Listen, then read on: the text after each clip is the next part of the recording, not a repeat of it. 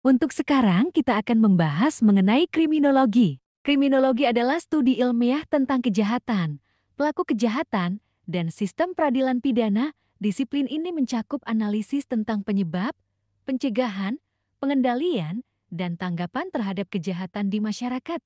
Sebagai cabang ilmu sosial, kriminologi memadukan teori dan data dari berbagai disiplin, termasuk sosiologi, psikologi, hukum, dan antropologi. Definisi: kriminologi berasal dari kata Latin crimen kejahatan dan Yunani logos ilmu.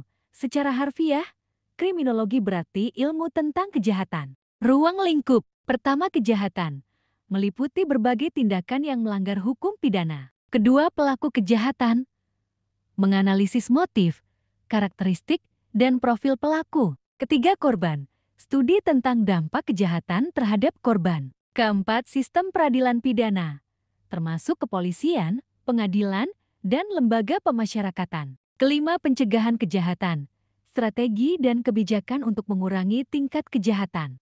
Teori-teori dalam kriminologi. Pertama, teori klasik. Tokoh Cesare Beccaria dan Jeremy Bentham. Prinsip: kejahatan adalah hasil dari keputusan rasional. Hukuman harus sesuai dengan tingkat kejahatan untuk mencegah pelanggaran lebih lanjut. Kedua, teori positivis. Tokoh Cesare Lombroso.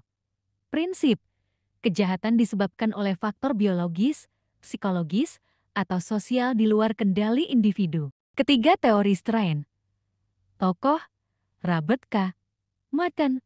Prinsip: ketegangan antara tujuan sosial dan sarana yang tersedia untuk mencapainya dapat mendorong individu melakukan kejahatan. Keempat, teori konflik. Tokoh Karl Marx. Pendekatan berbasis kelas sosial.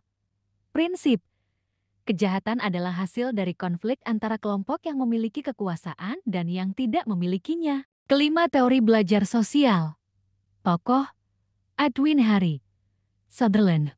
Prinsip: perilaku kriminal dipelajari melalui interaksi dengan orang lain. Metode penelitian dalam kriminologi. Pertama, kualitatif. Studi kasus, wawancara mendalam, dan observasi partisipatif. Kedua, kuantitatif. Analisis statistik, survei, dan data kriminal. Ketiga, eksperimen. Penelitian yang dilakukan dalam kondisi terkontrol untuk memahami sebab akibat. Keempat, komparatif. Membandingkan sistem peradilan pidana atau tingkat kejahatan antar wilayah atau negara. Jenis-jenis kejahatan. Pertama, kejahatan konvensional. Contoh, pembunuhan, pencurian, perampokan. Kedua, kejahatan terorganisir. Contoh, perdagangan manusia, narkoba, dan kejahatan lintas negara. Ketiga, kejahatan kerah putih. Contoh, penggelapan, penipuan keuangan, korupsi. Keempat, kejahatan siber.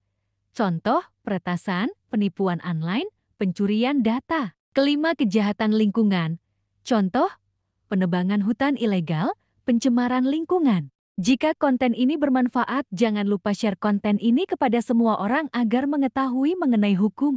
Jangan lupa kunjungi media sosial TikTok, Instagram, dan YouTube kami yaitu Belajar Hukum 07 dan jangan lupa like konten ini.